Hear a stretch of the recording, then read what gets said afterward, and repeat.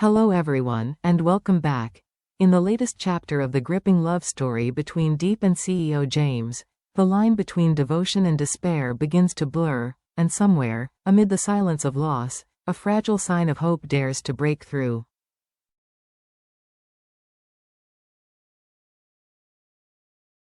Diep had gone missing after being robbed while trying to reunite with James. Her late mother-in-law's precious jewelry, her only connection to James, had been stolen.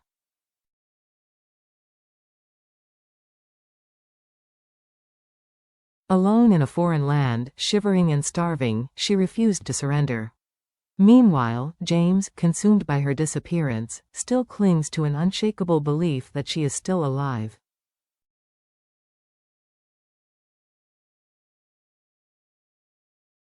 Amid a world in disarray, he quietly seeks out his old friend, CEO Hong, to secretly search for any trace of the woman he can't forget.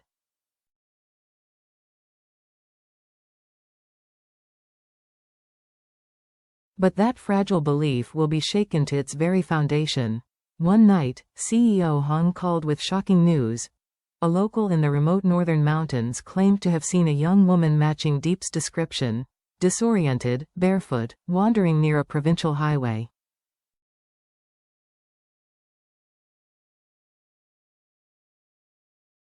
The news startled James. The possibility alone was enough to fan a fire that had nearly died out.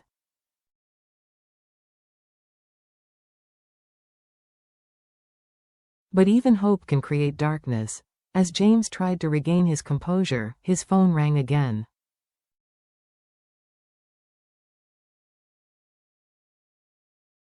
This time it was the police. A decomposing female body had been discovered, near the exact spot where Diep had disappeared.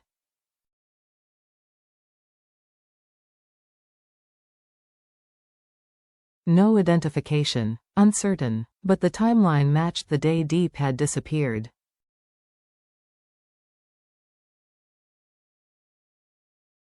The world stopped. James rushed to the scene. The path was a blur of terror and prayer.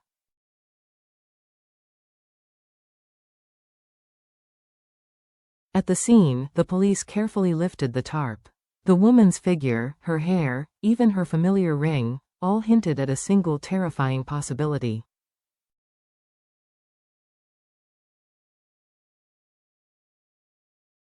But as James leaned closer, looked at the face, the hands, the scars, he realized, this was not Diep.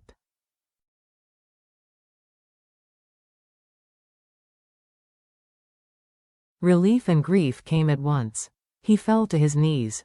The woman was someone's daughter, someone's love, but not his.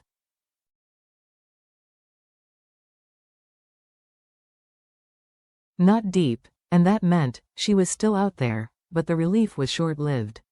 What remained was a devastating truth: Diep was still missing.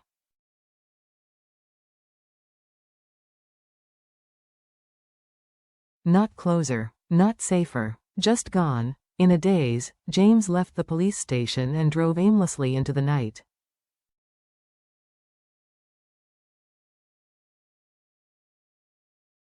The man once known for his precision and restraint now felt numb, empty. He found a bar, the kind of place where people only go when they've lost something irreplaceable.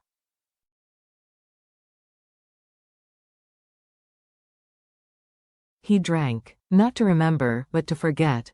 With each sip, the world seemed to blur, but Diep's memories sharpened, her smile, her trembling hand, her voice.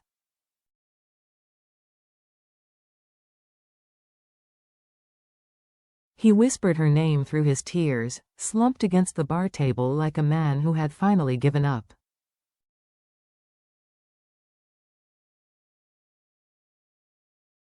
Back at the office, Trang, James's longtime assistant and secret admirer, began to worry.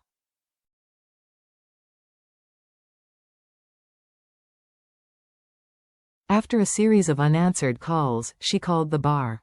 James was passed out, drunk.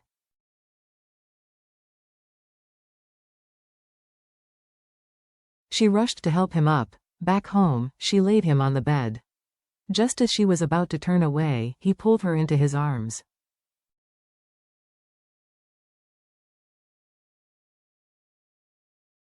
Diep, don't leave me, he muttered.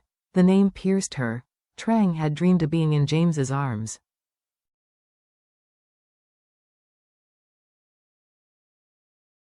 And now she was here. But it wasn't her he was holding.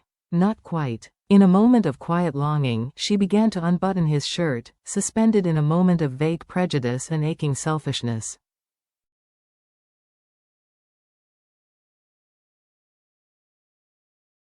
Then James opened his eyes. His voice, though hoarse from the alcohol, was steady.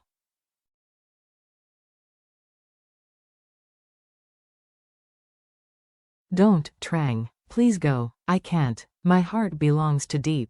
It always has. She left in a state of depression.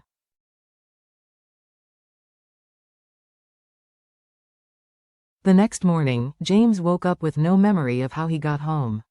The night was a blank page soaked in alcohol.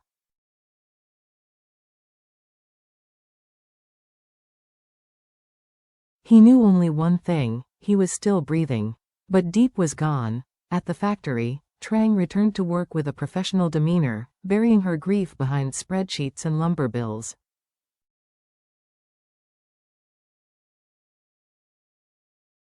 Neither of them mentioned the night before. A conversation that could have burned everything remained intact.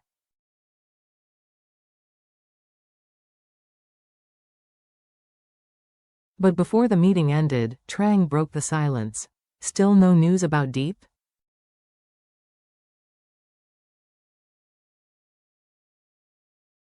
James looked down. Nothing. Trang gently suggested that he go abroad, away from the memories, the pain.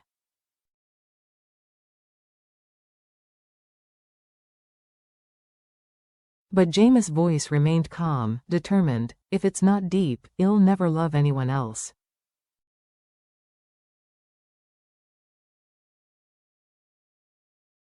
I'll wait. A year. 5 years. My whole life. I don't need someone new. I just need her.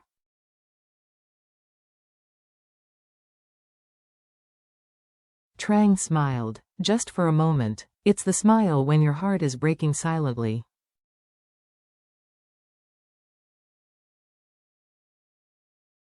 Just then, the phone rang. It was Hong. A witness in the northern mountains claimed to have seen Diep, the same hair, the same eyes, the same unmistakable face, walking through a local market in County Y.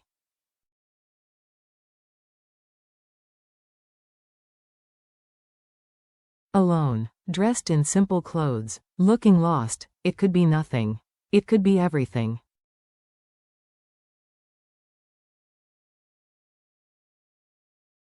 James didn't hesitate. He dashed out of the office, jumped into his car, and headed toward the village, his heart pounding.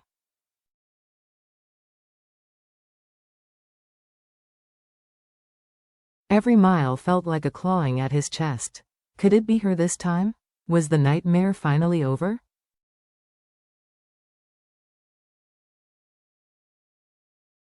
Or was this just another cruel fantasy? As the car hurtled through the mountain roads, one truth remained.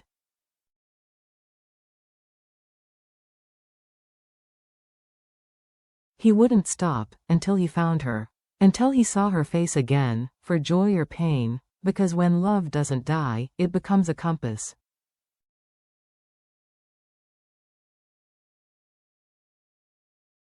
In James? He's still following the compass. Will James find Diep among the misty hills?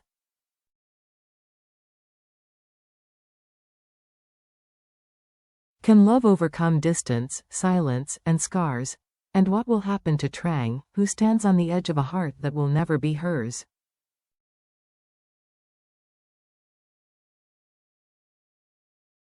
The answers will be revealed in the next chapter. Stay with us.